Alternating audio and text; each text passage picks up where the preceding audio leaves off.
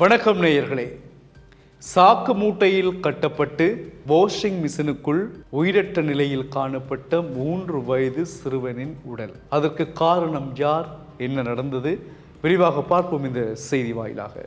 3 வயது சிறுவன் ஒருவன் சாக்கு மூட்டையில் கட்டப்பட்ட நிலையில் உயிரிழந்த நிலையில் வாஷிங் மிஷினுக்குள் காணப்பட்டான். இது தொடர்பான விசாரணைகளை போலீசார் மேற்கொண்ட பொழுது நடந்தது என்னவென்றால், நேற்று காலை 3 வயது சிறுவன் தன்னுடைய வீட்டுக்கு பக்கத்தில் உள்ள ஒரு ஆன்டி வீடு, தங்கம் ஆன்டி வீட்டுக்கு 9 மணிக்கு விளையாட சென்றானாம். அது வீட்டுக்காரருக்கு தெரியாது. சரி, குழந்தை பக்கத்து வீட்டை போய் விளையாடுறதானே என்று எங்கேயோ நிற்குதுன்னு சொல்லிட்டு தங்களோட கடமையில் இருந்திருக்கணும். குழந்தை நீண்ட நேரமாகியும் வீட்டை வரையில்லை. அப்போ குழந்தையின் அப்பா விக்னேஷ் ஒரு கூலி தொழிலாளி, அம்மா உறவினர்கள் எல்லாரும் குழந்தையை தேடிக்கொண்டிருந்திருக்கணும். தேடிக்கொண்டிருந்தால் குழந்தையை காணல. ஆனால் சிலர் வந்து சொல்லியிருக்கணும், அப்படி கூட குழந்தை தங்கமேட்டி வீட்டை போனது நாங்கள் கண்டனாங்கன்னு சொல்லியிருக்கணும். அப்போ ஓகே, சந்தோஷத்தை சரி பக்கத்தை விட தான் நிற்குதுன்னு சொல்லி குழந்தைய தேடி பார்க்க அந்த வீட்டுக்கு போனோன்னே தங்கமேட்டி இல்லைன்னுட்டா. இல்லை கூட குழந்தை வரையில போய் சொல்லினோம், நான் காணவும் இல்லை, இங்கே வரவும் இல்லை.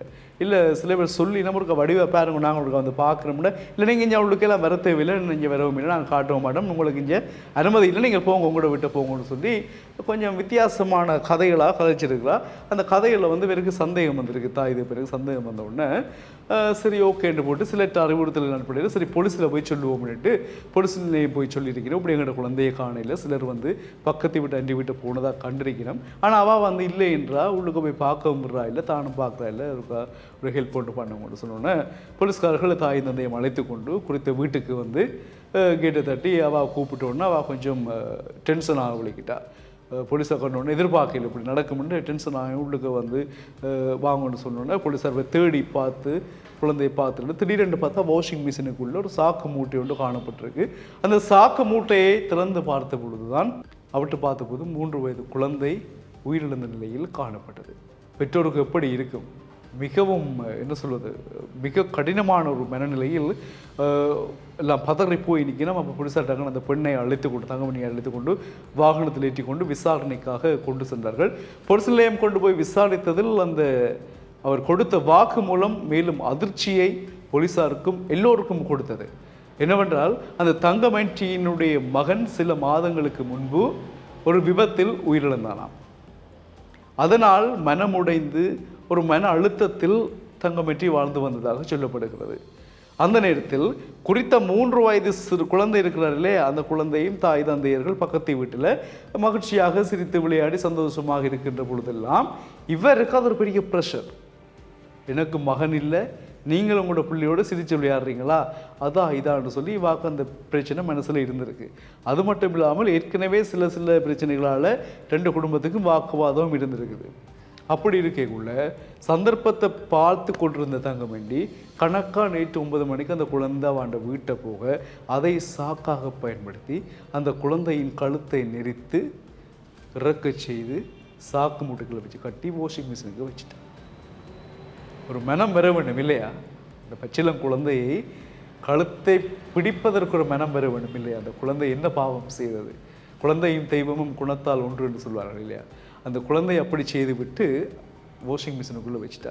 இந்த விஷயம் எல்லாத்தையும் போலீஸ் ஸ்டேஷனில் அவள் ஒப்புக்கொண்டுட்டா. நான் செய்து நான் மகன் இழந்திருக்கிறேன், அவையில் தங்களோட பிள்ளையோடு சிரித்து விளையாடி சந்தோஷமாக இருக்கிறது என்னால் பொறுக்கையெல்லாம் போச்சு. அதுக்கு நீ என்ன செய்யணும்? நீ இறந்திருக்கலாம். உண்ட பிள்ளை விபத்தில் இறந்துட்டான், அதை தாங்கிக் கொள்ள முடியாட்டி நீ இறந்திருக்கலாம், உடன்கட்டை ஏறி இருக்கலாம். கோவிக்கக்கூடாது உறவுகளை. ஏனென்றால் எங்களுடைய பிரச்சனைகளுக்காக நாங்கள் மற்றவர்களை பழி வாங்கக்கூடாது. என்னுடைய பிள்ளை இறந்து விட்டான் என்றால் மற்ற பிள்ளையை நான் கூட செய்யலாமா? யோசித்து பாருங்கள். நான் வாழ பிடிக்கவில்லை என்றால் நீ இறந்து போகலாம், பிரச்சனை இல்லை. என் மகனுக்காக தாயும் இறந்தான்னு சொல்லி நாங்கள் நியூஸ் இதே இடத்திலிருந்து வாசிச்சிருப்போம். மகன் இழந்த இறந்த சோகத்தில் தானும் உயிரிழந்த தாயிண்டு பெருமையாக இருந்திருக்கும் இல்லையா? எனவே பக்கத்து விட்டு பிள்ளை ஒன்றும் தெரியாத பிள்ளையை கொலை செய்வதற்கு எந்த உரிமையும் இல்லை. உடனே போலீசார் வழக்கு தாக்கல் செய்து நீதிமன்றத்தில் முற்படுத்தி சிறைக்கு அனுப்புவதற்கான நடவடிக்கைகளை மேற்கொண்டு வருகின்றார்கள். ஒன்றுமே செய்ய முடியாது. சிறைவாசத்துக்கு அவர் சென்றாலும் இறந்த குழந்தை இறந்தது தான். அந்த விக்னேஷ் குடும்பத்திற்கு அந்த குழந்தை இல்லையா? 3 வயது குழந்தை, அழகான ஒரு பிள்ளை. படத்தை பார்க்கின்ற பொழுது கவலையாக இருந்தது. அந்த குழந்தை இல்லை. அந்த சோகம் அவர்களுக்கு உயிரோடு வாழும் காலம் மட்டும் பாரிய சோகமாக இருக்கலாம். எத்தனை பிள்ளைகள் இனி பிறந்தாலும் அந்த பிள்ளை நினைவுகள் மனதை விட்டு அழிந்து விடாது. இந்த சம்பவம் அந்த பிரதேசத்தில், அந்த ஊரில், அந்த நாட்டிலே பெரிய சோகத்தை ஏற்படுத்தியிருக்கிறது. இந்த சம்பவம் இடம்பெற்றது இந்தியாவில், தமிழ்நாட்டில் திருநெல்வேலி மாவட்டத்தில் இங்கே தாராபுரம் என்ற பிரதேசத்தில் ஆத்துக்குறிச்சி என்ற இடம் இருக்குது. அந்த இடத்துலாம் இந்த சம்பவம் இடம்பெற்றிருக்கு. இந்த சம்பவத்தால் மிகவும் பாதிப்படைந்த, மிகவும் வேதனைப்படுகின்ற ஒரு நிலையில் விக்னேஷ் குடும்பம் காணப்படுவதாக தகவல்கள். எனவே எங்களுடைய பிரச்சனையை நாங்கள் எங்களுடன் முடித்துக் கொள்வது தான் சால பொருத்தமானதும் புத்திசாலித்தனமானதும் பாதுகாப்பானதும். எங்கள் பிரச்சனைகளை நாங்கள் மற்றவர்களுக்கு காட்ட ஆரம்பித்தோம், மற்றவர்களுக்கு திணிக்க வலிக்கிறோம் என்றால் அது தன்வினை தன்னை சுடும், ஓட்டப்பம் வீட்டை சுடும் என்று சொல்வார்கள் இல்லையா, அது எங்களுக்கே அது சேரும்.